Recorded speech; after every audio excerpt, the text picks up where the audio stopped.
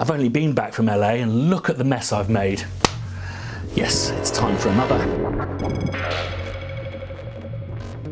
There's an exciting new addition to the Frankensynth, the 2HP Pluck, which is a delightful device devoted to just one thing, making lovely synth pluck sounds, which I know are going to be really useful in the future. And it's got these great controls that just sound so musical.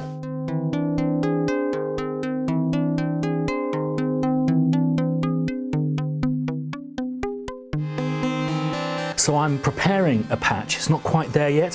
One of the things about the Pluck is its tuning knob. It has like a 3-octave sweep, so you only need to kind of breathe at it and it goes out of tune. So I'm having difficulty balancing the different oscillators and an old vintage synth that I want to use for this performance, which will definitely be ready next week. Fortunately, Sandy's back and he's got his soldering iron on. Hi Christian, this week I'm going to be working on putting together one of the kits that I mentioned. This week I'm going to be putting together the befaco Hex VCA or Hex Mix VCA kit. This is what I'd probably call an intermediate build. It's all through hole, so it's not overly difficult to do the actual soldering, but there are an awful lot of components on the board. There's tons and tons of resistors. In fact, there are 2 boards. So in the box we get 2 different PCBs, one which comes with all of the surface mount stuff already soldered, which is really nice, and another PCB which looks like it's going to hold all of the jacks and knobs. Everything comes really nicely organized. We've got 2 bags for the main board. Bag A, which is all of our resistors, our diodes, ferrite beads by the looks of it, and then bag B, which is all of our capacitors and transistors and headers and trim pots and all of those sorts of things. We also have a bag of resistors and caps for the other board as well. We also get a bunch of knobs and a little set of those knurlies that everyone talks about, the befaco screws for putting your module into your rack. A nice big bag of mini jacks, all of our knobs and headers, and a bunch more ICs, and these come with sockets as well, which is handy, makes them easy to solder. Power cable, obviously, won't get far without that. And a really nice aluminium faceplate, right? And inevitably a bunch of stickers. It seems like every manufacturer that sells you a kit or a module will sell you a bunch of stickers as well. Oh, and last but not least, our instructions, which are very clear, quite straightforward. Just tells you what's in each bag and what order to do things in. So you start with all of your smallest components, or your lowest profile components like your resistors and your diodes, and then you move up and up and up. The idea being that if you need to, if you actually want to get your soldering iron in there and reach the legs of those, it's easier to do it with the smaller ones first and work your way up, so you don't end up sort of soldering yourself into a corner. So I'm going to get started on this. I'll talk about each stage in the instructions as I build it, and hopefully by the end of the video I'll have a working module. Okay, so we're starting with the first little baggie, which is main board bag A, and that has all of our resistors. So what we're going to go do is go through each of these and just check off the colors against the colors on the instructions. So for instance, this I have 18 100k resistors in this bag, and those are going to be brown, black, black, orange, brown. So if you don't know these things off by heart, then you can quickly check it off against here and just look at the stripes on the resistors. And I know, for instance, that this is our 100k resistors, and then I can see on here on the instructions that these go on R12, 24, 25, 26, and so on. So I can grab the main board, which has absolutely tons and tons of these, and I can look for anywhere that has those labels. So R12, and I'm just going to place those all in at once, solder all of those, move on to the next one, place them all in, solder them all, and we'll just get through these, probably 100 resistors or so that there are on this. So like I say, this isn't an overly complicated build, but there are hundreds of components and they're quite tightly packed. So I find the key here is just patience and persistence. And just relax and enjoy the process. It's quite relaxing, really, once you get into the flow of it. I find a little bit of something like Brianino on in the background, and this will fly by. It's a good way to spend a couple of hours. So This is all the 100k resistors, and I'm just finishing that off now. So that's about 18 down and about 100 to go. So I've finished all the contents of bag number 1. So I don't know if you're even going to be able to see that. That's all of the resistors, all about 111 of them. There's several diodes on there and the little ferrite blocks. So again, it's just a case of sitting down, relaxing, going through it really methodically. Take your time. This is Zen and the art of module maintenance. The whole kit is divided up into 3 bags. So the next bag will be the main board bag B. And I think that each bag represents a really good point to stop and have a cup of tea, or go for a walk, do something different, get away and give your eyes a rest. Take your time with it. There's a lot of stuff to solder on this. So we're on to bag number 2, which is all of our capacitors, our transistors, our headers, and our trim pots.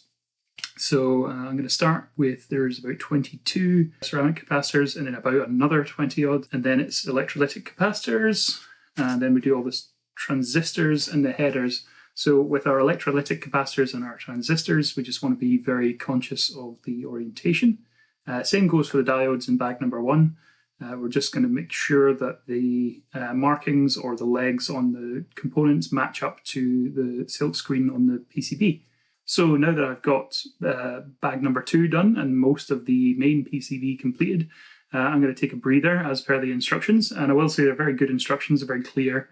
And it is very good that it recommends a little break in between each of the bags, because that is a really good sort of milestone in the build. But as you can see, it's starting to look very populated in build. Let me see if I can get that to focus.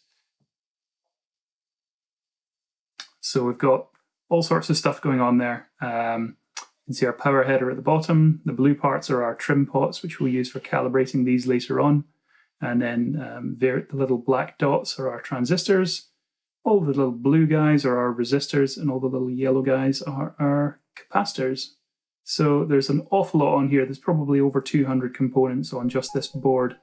So as per the very sensible instructions that came with this kit, I took a longer break in between the second and third bags of components. The third bag being our control board, bag A. So we're onto the other board now. This is quite a few resistors, capacitors, and then there's various other headers and bits and pieces that will go on here too. And then have the quite fun job of trying to sandwich the 2 boards together with their male and female headers. So that's where I'll find out if I've soldered those straight enough. And then after that, the final and probably trickiest step is going to be placing all of the knobs and jacks. Okay, so due to the sheer number of components in this project, I've actually run out of solder. So I'll need to go and pick up some more at the hardware store. I'll probably continue this tomorrow. So one day later, I've got the solder from the hardware store, and I've just finished soldering the capacitors. There's 2 different kinds of capacitors here, and the instructions are pretty clear on which is which. The next thing to do is to solder all of our IC sockets, which are little black sockets for the integrated circuits. These go onto the board, and then the circuits themselves get placed in at the end, as those are a little bit more sensitive to temperature. So you solder these and then you just press the ICs into place. On with that, and then it's onto some of the front panel components as well. Okay, so I've finished placing all of the IC sockets, and I've also mounted the female headers and various other sockets to this. The next step, which is a major step in these instructions, is to attach all of the mini jacks, that's your sockets for CV and audio, and your potentiometers, that's your knobs. You do this on the opposite side of the control board.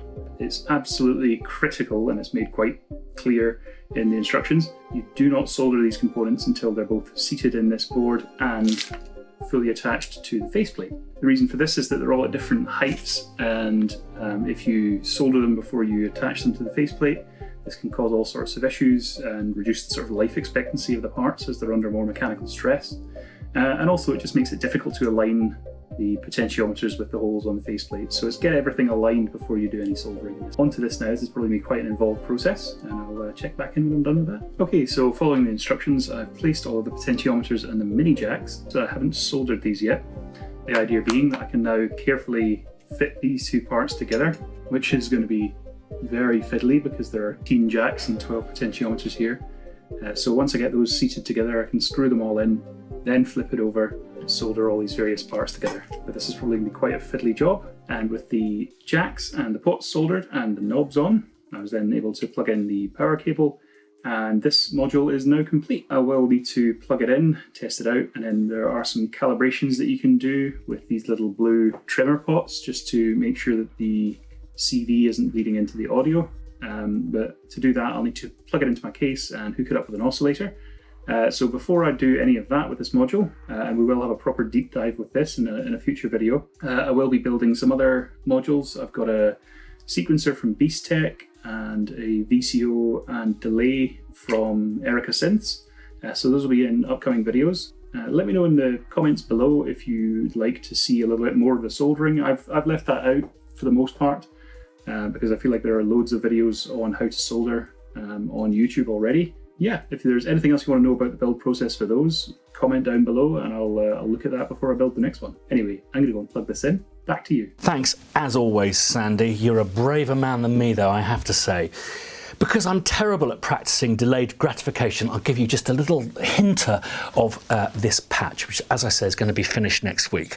What I've done with the pluck is I've actually put it through an ADSR, so the pluck is not so plucky. It's a little bit softer, and you'll see why in a minute because you'll recognise this track. So let's run this.